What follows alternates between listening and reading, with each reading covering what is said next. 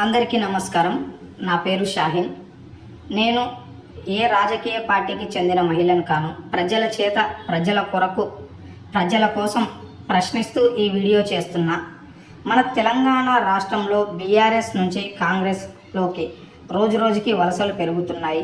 ఉమ్మడి పాలమూరు జిల్లాలో 14 నియోజకవర్గాలు ఉంటే అందులో 12 నియోజకవర్గాల్లో కాంగ్రెస్ పార్టీ ఎమ్మెల్యేలు విజయం సాధించగా, గద్వాల జిల్లాలోని 2 నియోజకవర్గాల్లో బీఆర్ఎస్ అభ్యర్థులు గెలుపొందారు. మరి ఏమైందో తెలియదు కానీ గద్వాల నియోజకవర్గ ఎమ్మెల్యే బండ్ల కృష్ణమోహన్ రెడ్డి హఠాత్తుగా కాంగ్రెస్ పార్టీ తీర్థం పుచ్చుకున్నారు. ఆయన పార్టీ మారినప్పటి నుంచి వినిపిస్తున్న విషయం ఒకటే.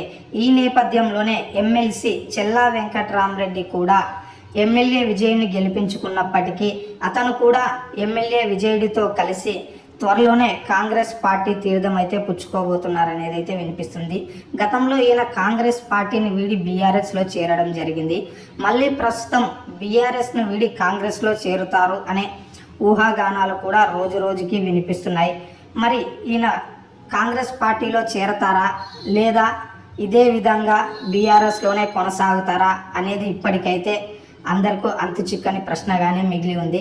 మరి వీరి మీద నమ్మకంతో కాంగ్రెస్ పార్టీ మాజీ ఎమ్మెల్యే సంపత్ కుమార్కు ఓట్లు వేయకుండా ఉన్న జనం ఏం ఆలోచిస్తున్నారు?